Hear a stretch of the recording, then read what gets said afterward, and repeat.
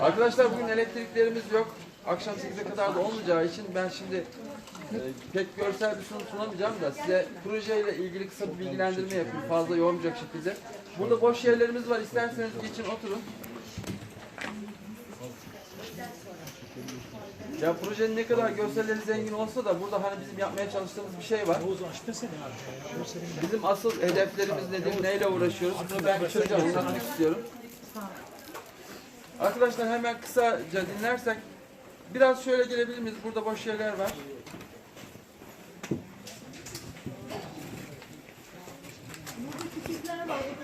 Arkadaşlar burada küçükler var biraz daha.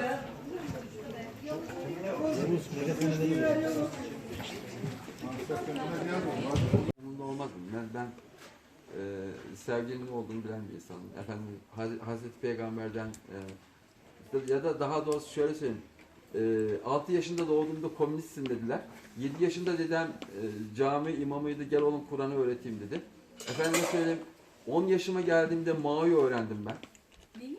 Mao. Arkadaşlar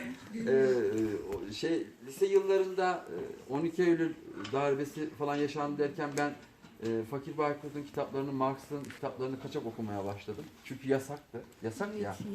Daha sonraki süreçte arkadaşlar şeyle tanıştım. Mevlana ile tanıştım. Konfüçyüs'le tanıştım. Buda'yla tanıştım derken bir şeyler. Böyle olduğu zaman yaşama dair bir şeylerimiz farklı. Yani benim yaşama dair tek baktığım şey görmek ve sevmek. Onun dışında bir şey yok. Yani onun dışında bir şeyin bir önemi olmadığını görüyorsunuz. Yani bir şeyleri başka türlü bakmayı öğrendiğim için o yüzden ben mücadele ediyorum ve bu mücadelemden de yılmıyorum. Yani 13 yıldan beri biz mücadele ediyoruz ve şu var. Hem insanımız için hem ülkemiz için mücadele ediyoruz. Ve şu an en büyük problemimiz şu. En çok herkesten duyduğum şey de şu. Baştaki hükümete ben vermedim ki. Nedir o? Oy vermedim ki. Niye çalışayım? Öyle bir şey yok. Vatanseverlik dediğiniz şey nedir biliyor musunuz? Veya insanseverlik dediğiniz şey. Benden çok daha iyi biliyorsunuz aslında. Ülkeniz için bir şey yapmak. Baştakileri seçmemiş olabilirsiniz. Ama bu ülke sizin ülkeniz. Baştakiler de herkesin başında. Herkesi yöneten insanlar. Yani siz ülkeniz için çalışmıyorsanız, sabahtan akşama kadar biz bu ülkeyi meyhane köşelerinde, kahve köşelerinde, kantinlerde, birhanelerde, şurada burada kurtarır olduk. Bu ülke için ne yapıyoruz? Çalışıp ne yapıyoruz? Yani çalışma anlamındaki yaptığımız şey ne? Hiçbir şey yapmıyoruz.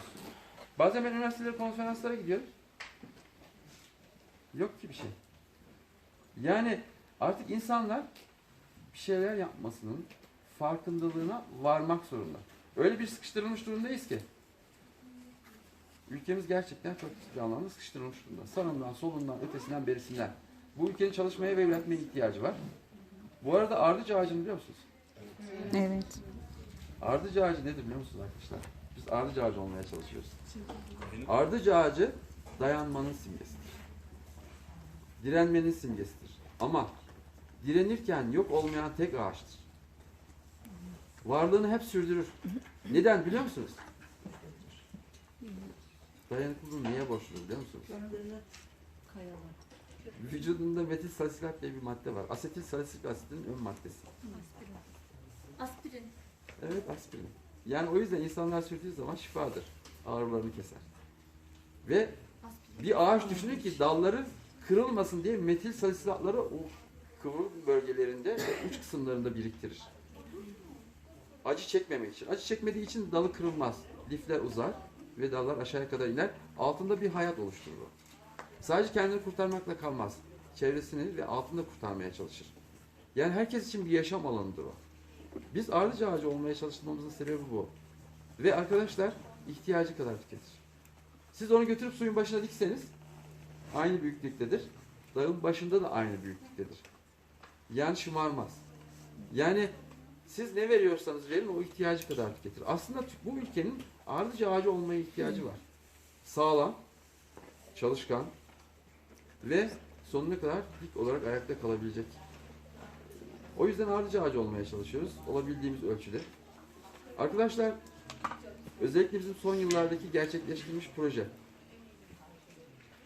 Sıfır kimyasallı üretim projemiz var. Ve doğa dostu tarım uygulaması duydunuz mu? Son yıllarda duyuyorsunuz. Tema.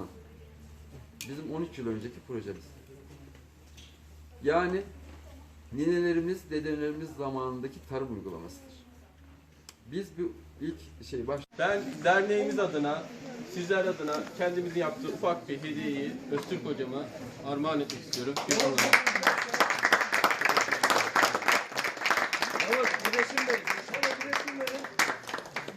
Biraz şöyle tutarsan. Bu tarafa bakın. Muharebe bakın.